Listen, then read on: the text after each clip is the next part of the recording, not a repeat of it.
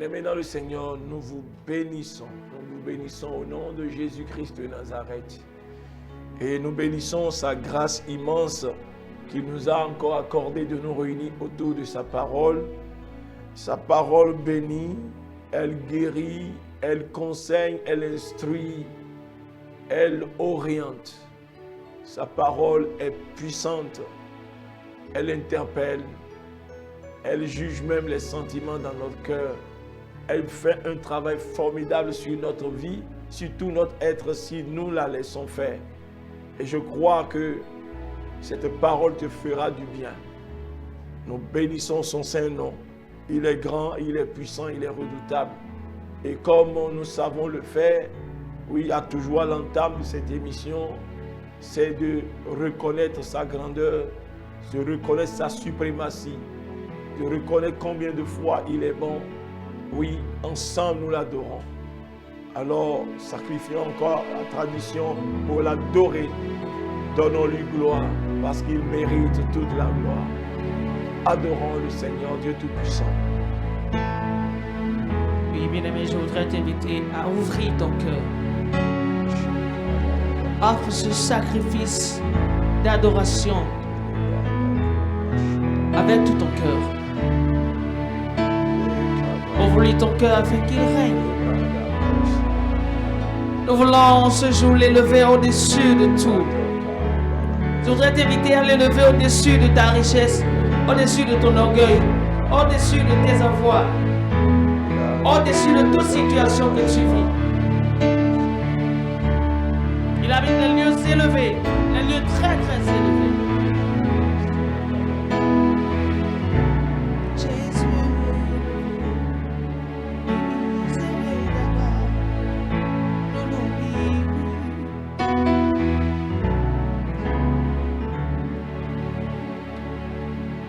Jésus, Jésus, Jésus, miséricorde, regarde-nous,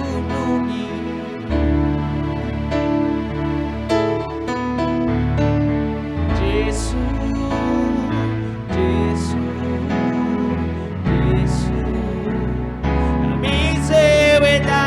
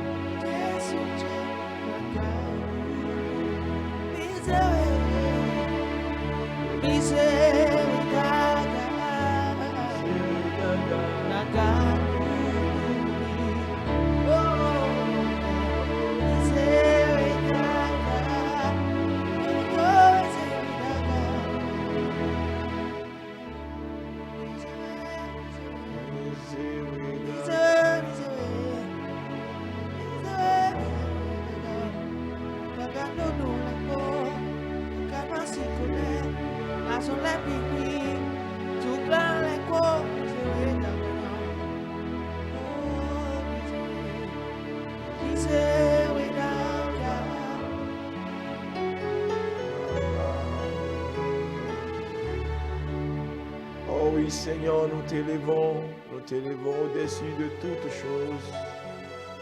Oui, nous t'élevons au-dessus de toutes choses.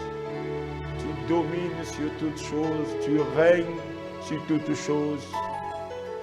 Oui, tu es assis sur le cercle de la terre et tu domines sur le règne des hommes. Nul ne peut t'égaler, Seigneur. Tu es suprême. Tu es suprême. Et toutes choses passeront, mais toi tu subsistes. Oui, tu es au-dessus du temps. Le temps, oui, c'est toi qui le crées. Tu en es le maître et c'est toi qui crées les circonstances. Nous te bénissons, nous te louons, nous te célébrons, nous te magnifions. Merci parce que tu es l'éternité. Béni sois-tu au nom de Jésus-Christ de Nazareth. Amen, alléluia. Que Dieu te bénisse, toi qui as si bien adoré le Seigneur. Que le Seigneur te comble de ses grâces. Nous sommes au numéro 3 de notre série « Par la foi et non par la vue ». Et nous avons longtemps parlé sur le grand ennemi de notre foi qui est la peur. La peur qu'il ne faut pas autoriser dans sa vie, dans son cœur. Car la peur, c'est un esprit que le diable envoie comme précurseur des autres. Quand lui, il réussit à vous atteindre, il ouvre la porte aux deux autres choses afin que vous soyez complètement assommés et que, oui, ces choses finissent avec vous. Vous savez, beaucoup de gens auraient pu continuer de vivre s'ils n'avaient pas cédé à la peur. Vous savez, s'ils n'avaient pas cédé à la peur, parce que la peur, oui, c'est accepter le mensonge du diable. Oui, c'est être focalisé sur la réalité et de perdre de vue totalement la vérité de Dieu. Parce que je disais, oui, que la foi voit ce que Dieu voit et la foi entend ce que Dieu entend et la foi dit ce que Dieu dit. Oui, c'est un exercice, oui, auquel il faut s'appliquer, c'est un exercice quotidien. Vous voyez, le problème aujourd'hui, c'est que les gens n'ont pas cette culture. C'est pour ça que quand la situation arrive, ils sont déboussolés et ils acceptent en même temps, c'est-à-dire les propositions du diable, ils sont terrifiés et ils ne commencent pas à s'agiter. Gloire à Jésus. Je crois que nous allons voir encore plus loin. Vous savez, nous avons certainement lu ce passage de Matthieu 14. J'aimerais qu'on lise encore de 27 à 32 pour voir ce qui s'est passé ici avec Pierre. Parce que c'était l'occasion où Jésus les avait renvoyés, ses disciples qui étaient dans la barque et au milieu de la nuit, lui-même, il s'avançait vers eux, marchant sur les eaux. Gloire à Jésus, marchant sur les eaux. Et Matthieu 14, 27 à 32, nous lisons, Jésus leur dit aussitôt, rassurez-vous, parce qu'ils avaient aperçu vraiment quelqu'un qui marchait sur les eaux, qui venait dans leur direction, dans la barque. Donc, il dit, Jésus leur dit aussitôt, rassurez-vous, c'est moi, n'ayez pas peur, n'ayez pas peur. Pierre lui répondit, Seigneur, si c'est toi, ordonne que j'aille vers toi sur les eaux. J'aille vers toi sur les eaux. Et il dit, viens. Pierre sortit de la barque et marcha sur les eaux pour aller vers Jésus. Vous voyez, quand je lis ce passage, je vois que, oui, ce n'est pas Jésus qui a dit à Pierre de venir. Mais vous savez, il y a des niveaux qu'il faut, des niveaux de foi, des niveaux de réalisation qu'il faut expérimenter avec Dieu. Et cela dépend réellement de vous. Alléluia. Tout le monde, à un moment donné, se trouve à un même niveau. Vous voyez. Mais ce qui fait démarquer, oui, quelqu'un des autres, bien-aimés, c'est lorsque la personne pousse au loin. C'est la manifestation de la foi. Vous voyez, parce que tous, ils étaient dans cette barque-là. ils étaient dans cette barque. Et Pierre, lorsque Jésus a parlé, dit, rassurez-vous, c'est moi, n'ayez pas peur. Alors qu'a-t-il dit? Il a dit quelque chose qui n'est pas, normal selon l'entendement humain. Vous voyez un peu. Oui, il a oublié, c'est-à-dire la loi d'Archimède. Il a oublié tout ça en même temps. Il était focalisé sur Jésus. Il disait, si c'était toi, ordonne que je vienne. C'est-à-dire que je fasse comme tu es en train de le faire. Et Jésus n'a pas hésité à lui dire, oui, viens. Donc, vous voyez, à des moments donnés, c'est-à-dire nous sentons, nous croyons que nous sommes déjà au statu quo, nous sommes déjà bloqués et puis c'est fini. Mais et nous attendons Dieu au fait. Mais en réalité, c'est lui qui nous attend. Nous pensons que nous avons déjà effectué le dernier pas et puis il n'y a plus rien à faire. Il y a certainement quelque chose à faire. La manifestation de la foi. Donc, quand Pierre a dit une chose, peut-être les autres pourraient vraiment le regarder pour dire, mais qu'est-ce que tu dis comme ça?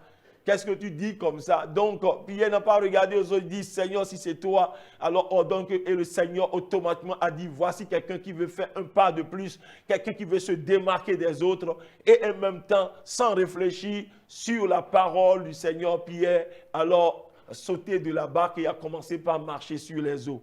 Alléluia. Gloire à Jésus. Parce que la foi fait ce que Dieu fait. Alléluia. Et continuons la lecture. Ici c'est toi, verset 28, si c'est toi, ordonne que j'aille vers toi sur les eaux. Il dit, viens. Puis il est sorti de la barque et marcha sur les eaux pour aller vers Jésus. Verset 30. Mais voyant que le vent était fort, il eut peur. Et comme il commençait à enfoncer, il s'écria, Seigneur, sauve-moi. Aussitôt, Jésus étendit la main, le saisit et lui dit, homme de peu de foi, pourquoi as-tu douté? Pourquoi as-tu douté? Et ils montèrent dans la barque et le vent cessa. Vous voyez, il était sorti, il avait manifesté cette foi, il s'était démarqué des autres et il a commencé par faire quelque chose d'inhabituel. Vous voyez un peu? Oui. Parce qu'il avait les yeux focalisés sur le consommateur de la foi, il marchait. Et alors, vous savez, toutes les fois que quelqu'un se décide à te démarquer, le diable également se lève pour pouvoir le décourager. Parce que le diable craindra toujours ceux qui ont la foi. Parce que ceux qui ont la foi, oui, ils marchent, bien-aimés, avec le Seigneur, avec Dieu. Parce que la Bible dit que, or, sans la foi, il est impossible de lui être agréable. Vous comprenez? Donc, quand quelqu'un manifeste la foi, le diable a des maux de tête en même temps. Parce que celui qui marche dans la foi est un danger pour Satan. Donc, lorsque vous vous levez pour poser un pas de foi, ne soyez pas étonnés que les persécutions se soulèvent de gauche à droite. Mais sachez que vous êtes alors dans la bonne direction parce que le diable n'aime pas les hommes de la foi. Non, les hommes de la foi parce qu'ils savent qu'ils sont agréables à Dieu. Et vous voyez, lui, son but, c'est de nous rendre désagréables à Dieu. Et il sait que Dieu n'aime pas la peur parce que lorsque la peur gagne votre cœur, c'est comme si vous doutez de la suprématie, de la force, de la toute-puissance de Dieu. Et Dieu n'aime pas cela. L'incrédulité, Dieu n'aime pas cela. Et vous voyez, l'incrédule, c'est celui-là qui attend un nouveau miracle avant de croire. Il ne se souvient pas de ce que Dieu a fait hier pour solidifier sa foi. Non, il oublie tout et il se met à trembler. Il attend un nouveau miracle avant de croire. Et Dieu n'aime pas cela. Vous voyez? Donc, il a fallu que Pierre ôte les regards sur le Seigneur. Il a commencé à considérer les vagues, la force du vent. Et en même temps, il a perdu. Oui, il a même oublié qu'il avait fait même quelques mètres déjà sur les eaux sans être enfoncé. Vous voyez un peu? Non, il oublie en même temps. Donc, il a commencé par s'enfoncer, il a crié. Et Jésus l'a récupéré, il dit, mais pourquoi as-tu douté? Pourquoi as-tu peur, homme de peu de foi? Alléluia. Que Dieu fortifie la foi de quelqu'un. Que Dieu nous bénisse. Alléluia. Quand nous lisons dans Jean 14, verset 1, la Bible dit, c'est Jésus qui est en train de parler aux disciples, que votre cœur ne se trouble point. Croyez en Dieu et croyez en moi. Croyez en Dieu, croyez en moi. C'est une affaire de cœur. Et nous l'avons déjà dit plus tôt, peut-être dans le premier numéro, que c'est dit, le cœur, c'est là, c'est l'endroit où il faut garder plus que toute chose. Parce que c'est de là que vient la source de la vie, en quelque sorte. C'est la source de la vie.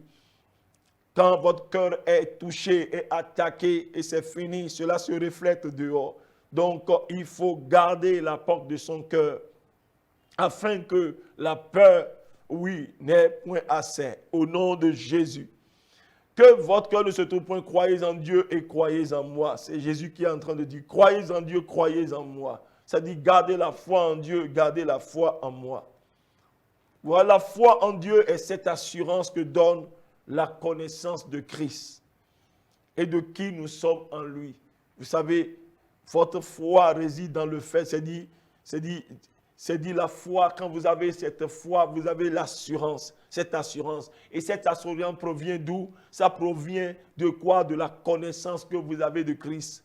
Et ce que vous êtes en lui. C'est ça qui vous donne cette assurance, c'est ça en réalité la foi. Gloire à Jésus. Et vous savez, la Bible nous dit que nous devons renverser toute imagination qui essaie de s'élever contre, s'élever dans notre cœur contre la connaissance de Dieu. Autrement dit, notre connaissance en Dieu doit s'élever au-dessus de toute imagination qui génère la peur que le diable nous présente. Vous voyez un peu, quand le diable attaque nos pensées, bien-aimés, attaque notre cœur, parce que si vous ne faites pas attention à ce que vous voyez, alors ça crée des pensées. Si vous ne le maîtrisez pas, alors ça descend dans votre cœur. Et en même temps, le cœur, c'est l'endroit sensible, bien-aimé. Et si vous ne savez pas faire, ça commence par vous ébranler. Vous voyez. Donc tu dis, notre connaissance en Dieu doit s'élever au-dessus de toute imagination, oui, qui génère la peur que le diable nous présente. Vous voyez, non? Puisque vous connaissez de Dieu, et lorsque vous voyez quelque chose, l'imagination arrive, vous devez vraiment jauger ça, vous devez analyser avec la parole, vous devez avoir, bien aimé, en même temps la parole adéquate pour repousser, bien aimé, cette imagination. Parce qu'une imagination peut vous faire du bien comme du mal. Alors, donc, votre connaissance en Dieu doit s'élever au-dessus de toute imagination qui génère la peur que le diable vous présente. La peur, c'est un outil du diable pour garder dans les liens. Alléluia, nous l'avons dit. Lisons le passage qui parle de renverser les raisonnements. 2 Corinthiens 10, verset 5. Il dit que nous renversons les raisonnements et toute hauteur qui s'élève contre la connaissance de Dieu. Et nous amenons toute pensée captive à l'obéissance de Christ. Nous renversons les raisonnements et toute hauteur qui s'élève contre la connaissance de Dieu. Et nous amenons toute pensée captive à l'obéissance de Christ. Vous voyez, non? Donc, les raisonnements, c'est-à-dire les imaginations, les philosophies qui se lèvent contre la parole de Dieu. Alors, nous utilisons cette même parole pour contrer, pour repousser, pour détruire cette opposition. Alléluia. Oui, je disais, j'avais de raconter cette petite histoire, ce témoignage de cet homme qui a reçu le Seigneur, mais qui avait été vraiment un gangster et qui avait commis beaucoup de crimes. Et lorsqu'il a reçu le Seigneur, n'est-ce pas? Il a reçu le Seigneur et puis il était tout à fait engagé. Un jour, le diable a commencé par l'assommer par des pensées, il l'a réveillé de son sommeil. Il lui a dit, est-ce que tu crois que Dieu peut réellement, toi, te pardonner avec tous les crimes que tu as commis dans le passé? Alors, bien-aimé, il ne s'est pas laissé faire. Donc, quand il s'est réveillé, il a pris sa Bible, il a dit, Satan, toi-même tu sais lire, je n'ai pas besoin de te lire. Et il a ouvert sa Bible à la partie Romains 8, verset 1. Et puis il a déposé ça à son chevet, il dit, Satan, toi-même lis ce qui est écrit. Et puis alors il s'est recouché. Vous voyez un peu, il a proprement nargué. Il n'a pas accepté, bien-aimé, que cette parole-là, c'est-à-dire cette accusation puisse vraiment l'affecter jusqu'à descendre dans son cœur pour qu'il ne commence pas à douter de son salut. Non, qu'est-il écrit dans Romains 8, verset 1?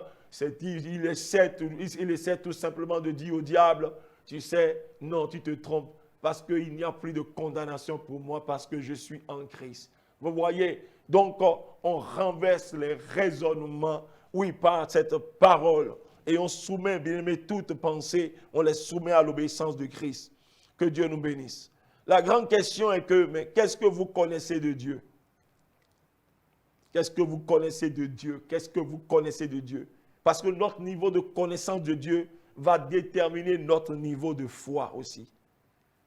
Et nous ne pouvons pas connaître Dieu en dehors de sa parole. Notre niveau, oui, de connaissance de Dieu va déterminer notre niveau de foi. Et nous ne pouvons pas connaître Dieu en dehors de sa parole. Parce que si vous refusez la connaissance, alors sachez que la foi restera aussi loin de vous. Parce que les deux sont liés. Vous devez connaître Dieu. Et plus vous connaissez Dieu, plus vous êtes rassurés. Cette assurance vous remplit tellement. Alléluia. Gloire à Jésus. Donc je répète que ton niveau de connaissance va déterminer ton niveau de foi. Et nous ne pouvons pas connaître Dieu en dehors de sa parole. Il est écrit, ainsi la foi vient de ce qu'on entend, et ce qu'on entend vient de la parole de Christ. C'est Romains 10, verset 17. Ainsi la foi vient de ce qu'on entend, et ce qu'on entend vient de la parole de Christ. La parole de Christ.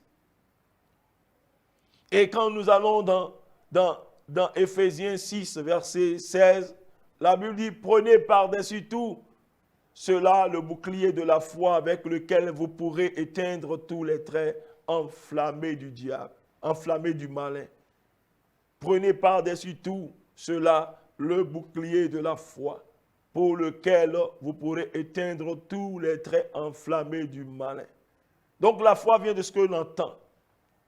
Et ce que tu entends, ce que tu connais, c'est ça qui bâtit, bien aimé, cette foi, qui est comme un bouclier dans ta main pour vraiment contrer, pour parer les flèches du malin.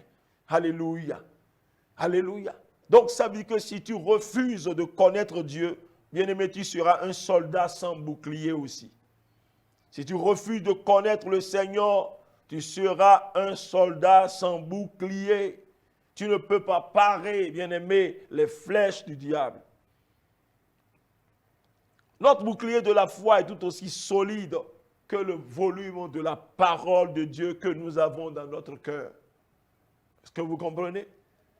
Notre bouclier de la foi est aussi solide que le volume de la parole de Dieu que nous avons dans notre cœur.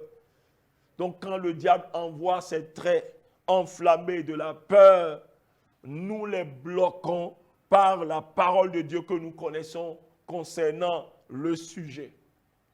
Gloire à Jésus. Parce que lorsque le diable, oui, a envoyé contre le jeune homme dont je viens de raconter le témoignage, a envoyé une parole comme pour le culpabiliser encore. Alors, il l'avait déjà dans le cœur, oui, que dans Romains 8, verset 1, il est écrit qu'il n'y a donc maintenant aucune condamnation pour ceux qui sont en Christ. Alors il a brandi le bouclier de sa foi. Et cette flèche ne l'a pas atteint, vous comprenez? Alors le diable l'a laissé et puis le diable est parti, vous voyez. Et souvenez-vous également, quand ce diable même est venu voir Jésus dans le désert pour le tenter, alors il a essayé, bien aimé, il envoie ses flèches, Jésus par ses flèches, par la parole véritable. Vous comprenez? Donc, c'est ça. Je répète que notre bouclier de la foi est tout aussi solide que le volume de la parole de Dieu que nous avons dans notre cœur. Donc, tous les sujets, toutes les situations que vous pouvez traverser et que l'ennemi crée, il y a toujours une parole, bien-aimée, relative à cela. Mais c'est dans la recherche, c'est dans votre zèle à connaître Dieu que vous emmagasinez vraiment ces paroles en vous. Et cette parole attend, bien-aimé, une occasion, attendre une situation.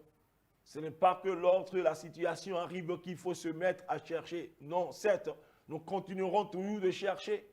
Mais si vous prenez du temps et que vous vous engagez à connaître le Seigneur, oui, à travers sa parole, il y a des choses qui seront en vous, et oui, qui seront établies en vous, qui seront enracinées en vous, de sorte que vous ne serez pas surpris dans certaines situations. Oui, devant certaines situations, vous savez déjà quoi dire, parce que le Saint-Esprit ne peut que vous rappeler ce que vous avez appris déjà avec lui. Gloire à Jésus.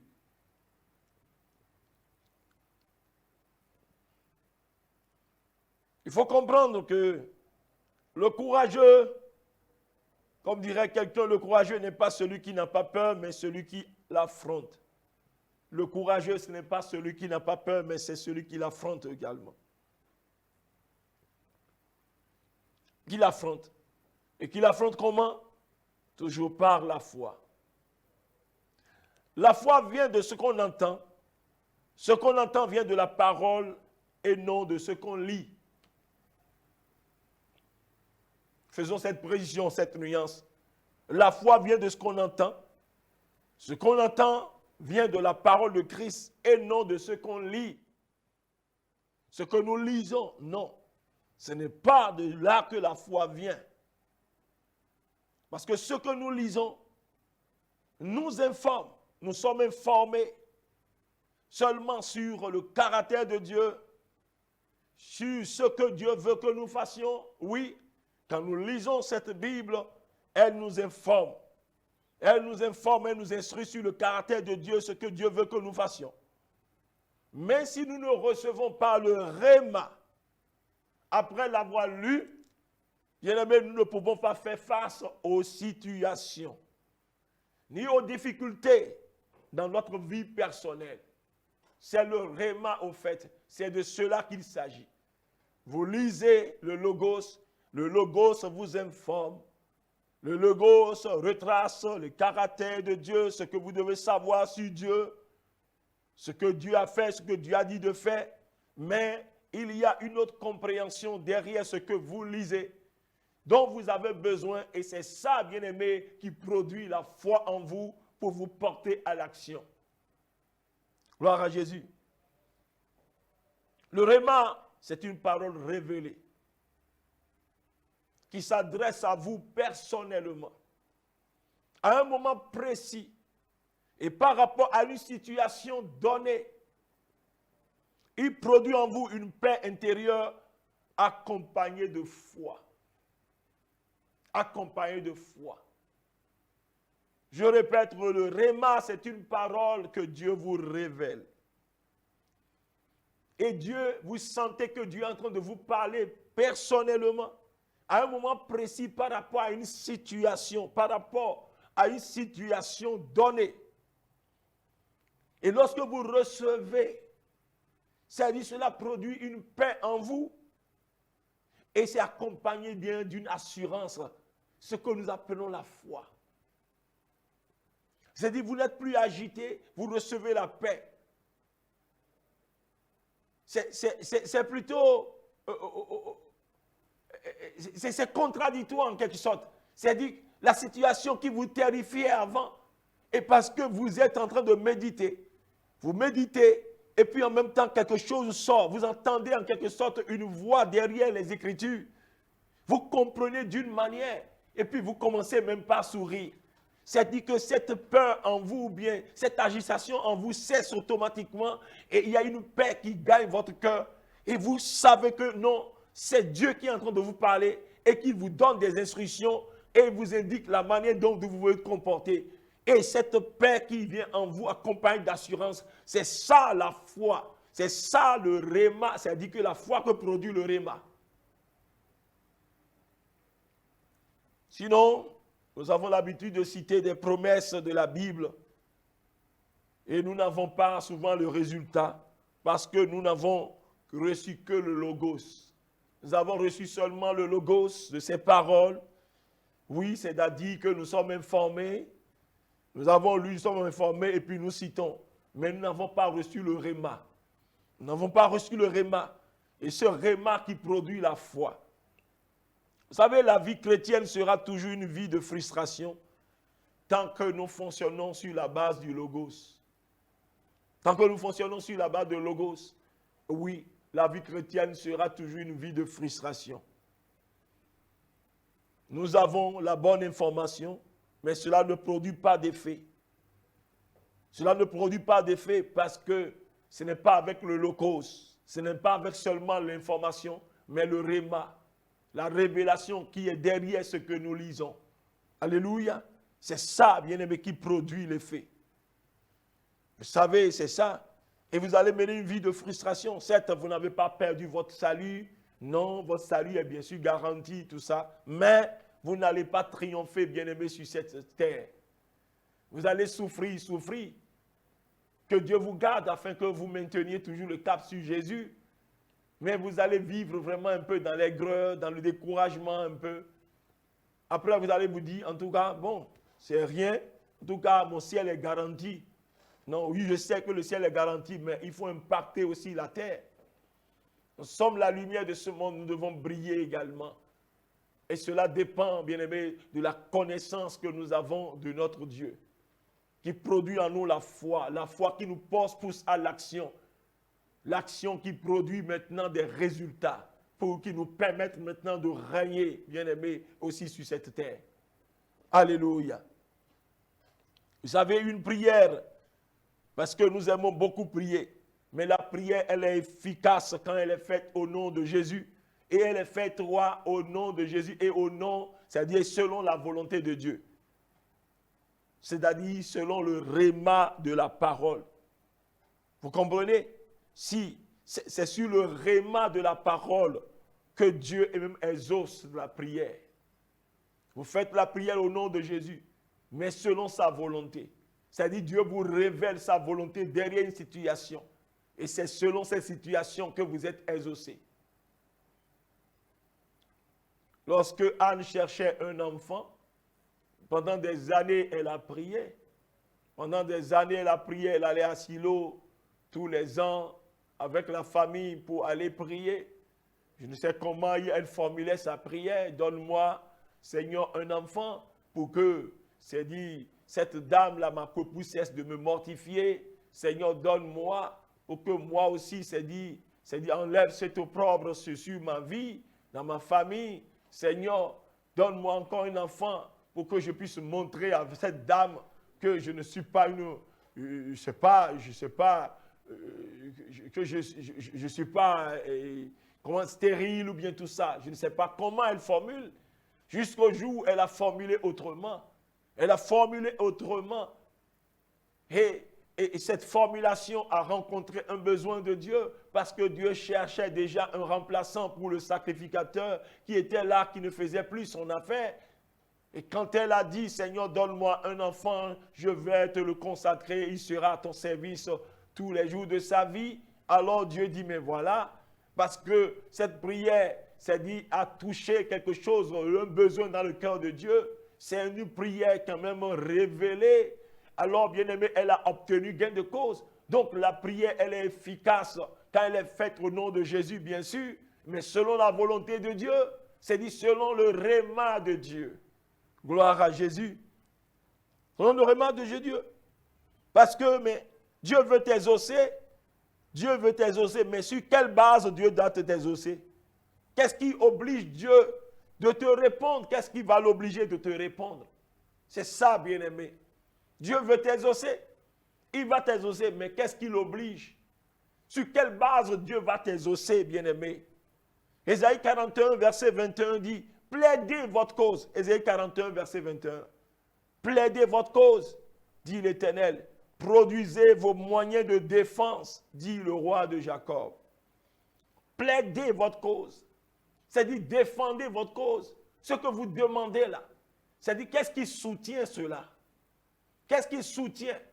Qu'est-ce qui m'oblige à vous accorder? Sur quoi vous vous basez pour demander cela? Vous voyez un peu?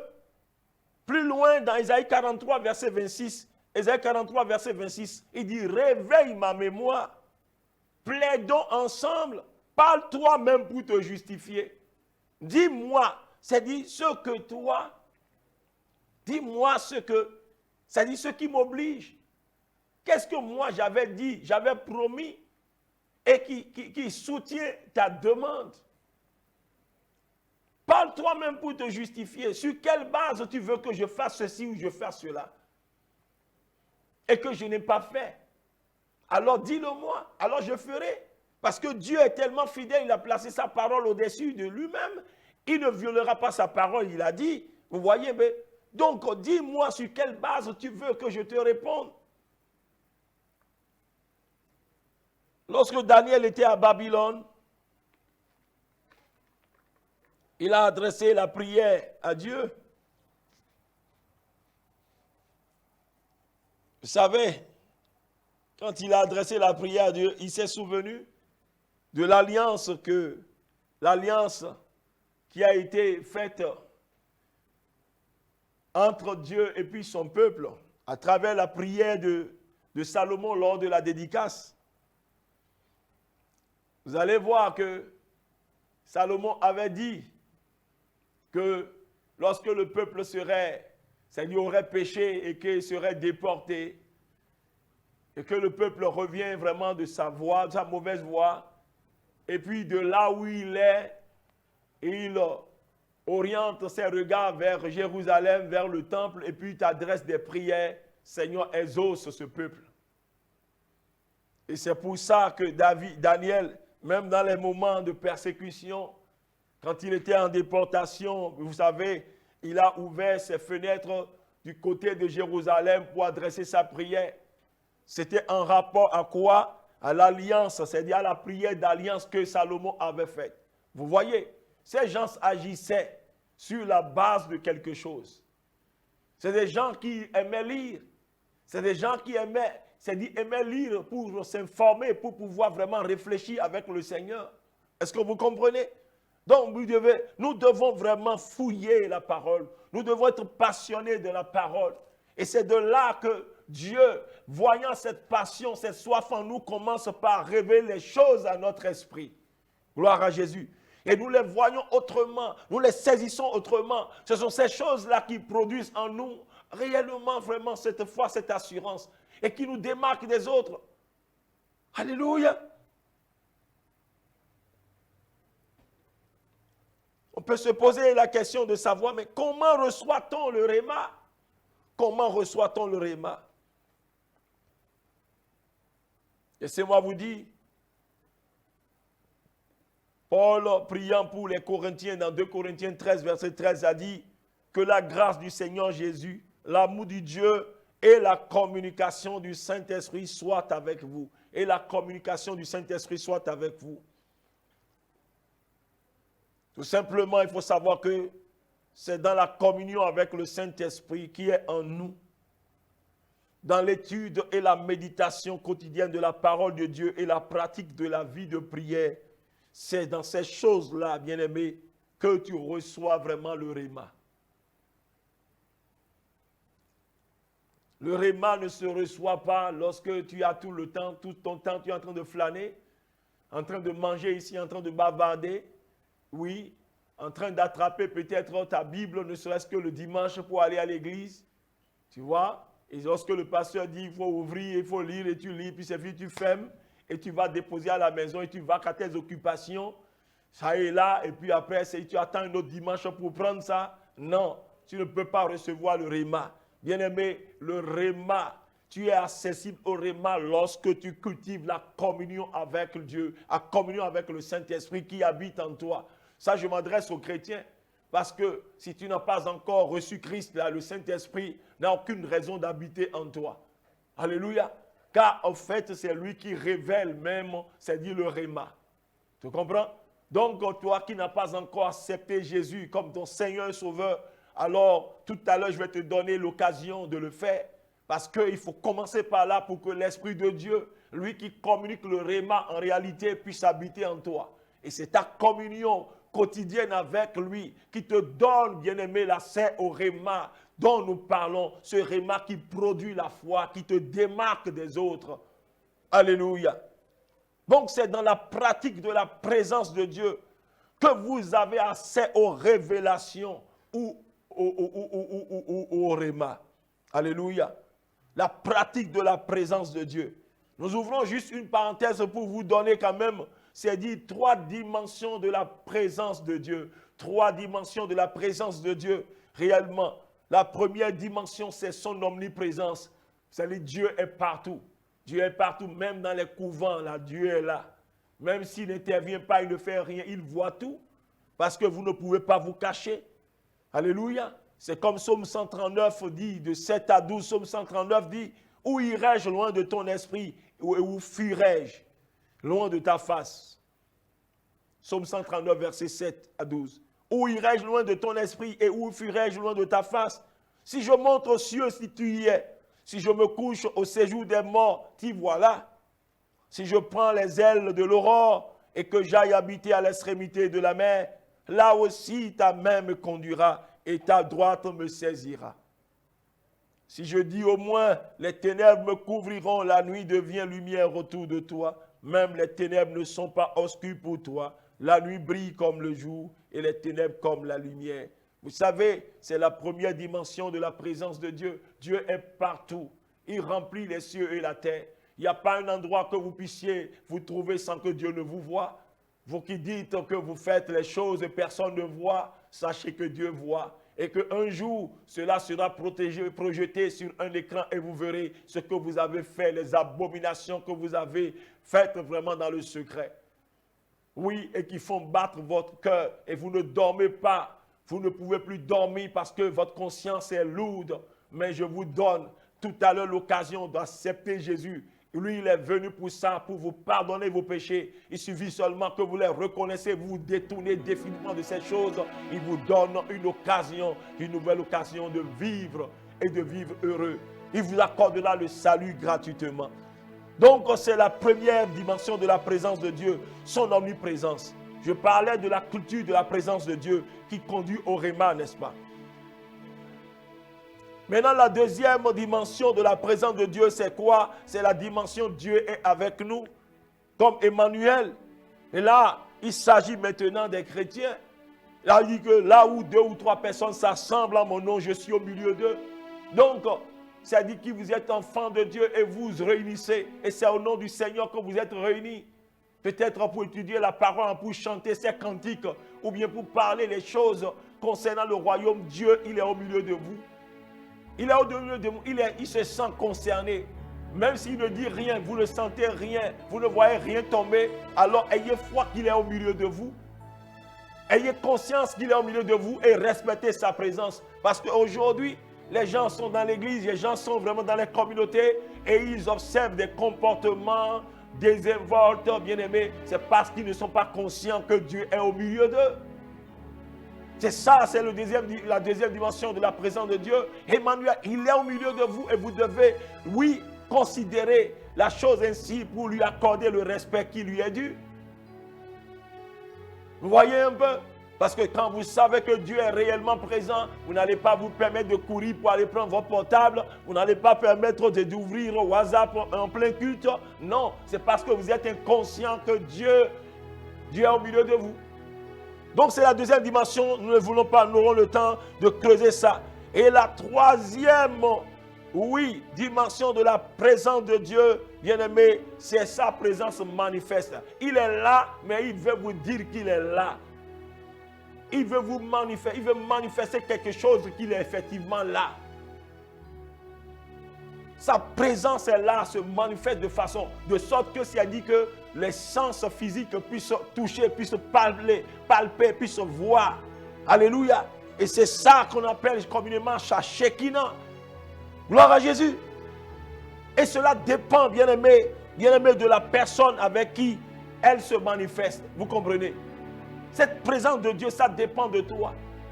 Ça dépend, bien-aimé, de quoi? C'est-à-dire d'une action. Ça dépend de toi, c'est-à-dire d'une soif. Vous voyez, d'une soif. Tu es au milieu quand même de gens, vous êtes au même niveau. Et puis vraiment, c'est-à-dire que ta soif devient plus grande que leur soif. Tu désires plus, tu désires plus. Et Dieu dit, ouais, il faut que quand même que je fasse quelque chose pour dire à cette personne que je suis là. C'est là que Dieu manifeste vraiment sa Shekinah. Alléluia. Dieu manifeste sa Shekinah. Sa Shekinah se manifeste par la passion, l'amour, votre fidélité, la crainte de Dieu que vous respirez. Alléluia. Et ces choses-là ouvrent le ciel et Dieu se manifeste, bien-aimé, dans sa grandeur, dans sa puissance. Alléluia. Et ces trois choses-là, essentielles, qui ouvrent facilement le ciel, c'est-à-dire la foi. Après la foi, il y a l'obéissance, il y a le sacrifice, bien-aimé. Le sacrifice, dont l'adoration, bien-aimé, ces choses qui ouvrent facilement le ciel. Ceux qui savent, c'est manifester la foi, Seigneur, ouvre le ciel. Ceux-là qui obéissent de façon singulière à Dieu, ouvrent facilement le ciel. Et ceux-là qui se sacrifient, qui font un sacrifice, bien-aimé, c'est dit, bien-aimé, ça ouvre le ciel. Et la Shekinah de Dieu se manifeste.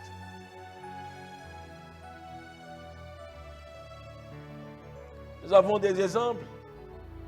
Quand vous voyez Paul et Silas qui étaient enfermés dans la prison, comme tout homme, ces gens-là pouvaient pleurer sur leur sort, pouvaient même, mon bien-aimé, c'est-à-dire murmurer, parce que c'est à cause de l'évangile qu'on les a jetés, on les a frappés, n'est-ce pas?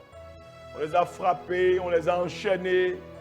Ils pouvaient être là en train de pleurer sur leur sort.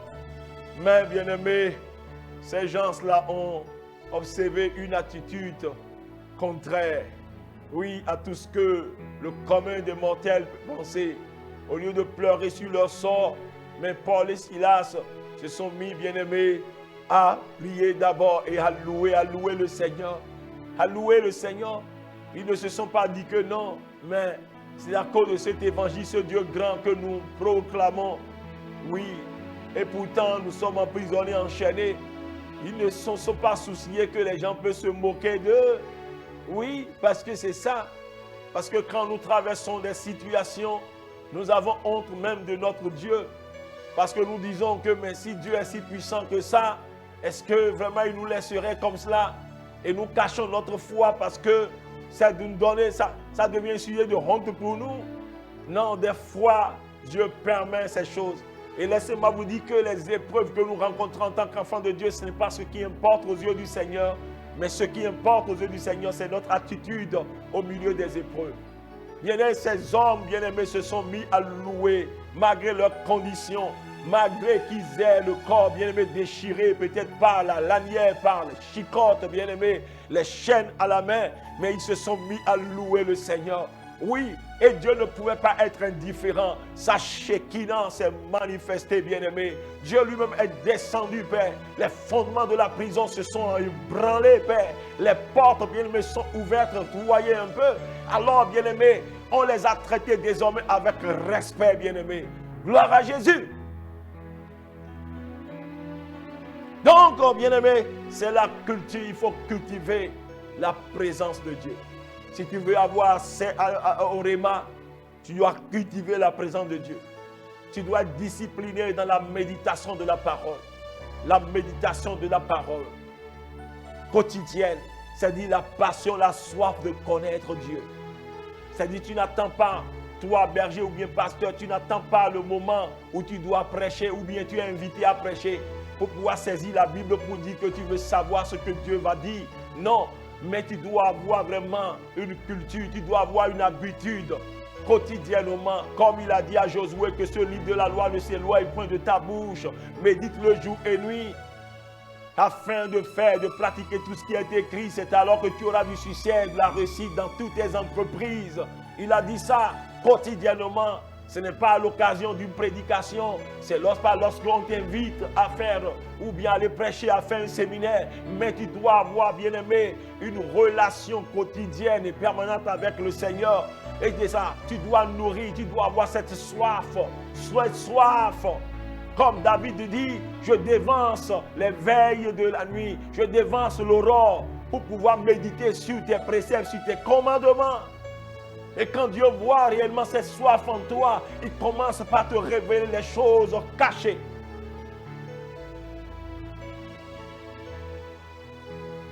Revenons à la communion avec le Saint-Esprit. C'est le moyen sûr pour accéder immanquablement au réma divin. Au réma divin. Dieu n'est pas un guichet automatique qu'il faut visiter quand on a besoin d'un peu d'argent. Parce que la plupart des croyants ne consultent Dieu que lorsqu'ils ont des soucis. Dieu, le Saint-Esprit, là, désire une communion permanente avec le croyant pour se faire connaître à lui et lui révéler les sagesses cachées pour sa gloire. Lui révéler le réma. Que Dieu nous bénisse. J'avais dit tantôt que toi qui n'as pas Jésus dans ta vie, tu ne l'as pas encore accepté comme ton Seigneur et Sauveur, alors saisis cette occasion et saisis-le. Saisis cette occasion et confesse vraiment Jésus. Reconnais tes péchés seulement. Reconnais tes péchés de tout ton cœur, de tout ton cœur. Et accepte-le comme ton Seigneur et Sauveur. Car c'est à cause du péché que Jésus est venu d'abord précédemment. Voyez, il a versé son sang. C'est seulement ce sang-là qui peut laver l'homme de ses péchés. Reconnais seulement parce que les péchés te condamnent. Les péchés vraiment t'amènent dans une éternité loin de Dieu, en enfer, dans le feu. Mais le Seigneur n'a pas créé l'enfer pour les hommes. C'est pour les démons, Satan. Mais ce n'est pas pour toi.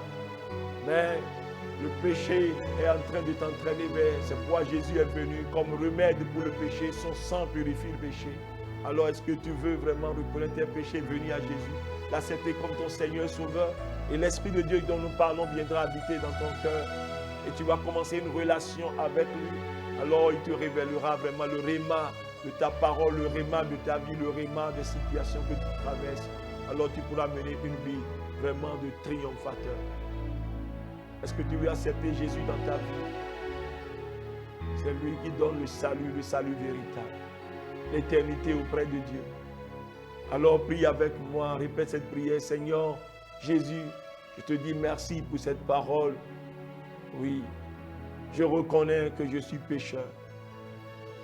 Et j'ai fait beaucoup de choses qui sont mal à tes yeux. Je les reconnais. S'il te plaît, pardonne-moi. Pardonne-moi. Et lave-moi par ton sang versé. Car c'est pour mes péchés que tu es mort et tu as versé ton sang. Mais tu as aussi ressuscité le 3e jour pour ma justification. Et j'y crois. Alors Seigneur Jésus, purifie-moi. Viens habiter dans mon cœur. Sois mon Seigneur et mon Sauveur. Et dirige désormais ma vie. Je t'appartiens Jésus. Merci pour ton Esprit Saint que tu me donnes à l'instant, que je reçois par la foi. Merci. Parce qu'il me conduira. Et il me révélera les choses cachées. Merci Jésus. Au nom de Jésus, nous avons prié. Si tu as fait cette prière avec du sérieux, laisse-moi te dire que le Seigneur t'a pardonné et une nouvelle vie commence pour toi. Seulement, il faut vraiment rechercher une église de vie, une église évangélique où la parole est enseignée. Toute la parole est enseignée. C'est ça qui te permettra de croître et de le connaître davantage et de jouir de tout ce dont nous avons dit tout à l'heure. Que Dieu te bénisse. Que Dieu soit avec toi. Père, nous voulons te dire merci pour ce moment que nous avons eu encore avec toi. Merci, Père, pour, cette parole. Merci, Père, pour notre foi que tu as encore galvanisée. Merci, Père, pour l'interpellation, pour tout ce que tu as communiqué à travers, Seigneur, ce message. Parce que certaines personnes ont pris la décision de changer d'attitude, Père, vis-à-vis de la parole. Merci, Père, pour les bienfaits. Merci, Père. Seigneur, touche ceux-là qui nous regardent, qui écoutent en ce moment. Avez-vous un mal dans votre cœur? Avez-vous un mal dans votre corps? Au nom de Jésus-Christ de Nazareth, oui, le Saint-Esprit vous touche maintenant. Soyez libérés de ce mal. Recevez la guérison. Recevez la libération. Croyez seulement.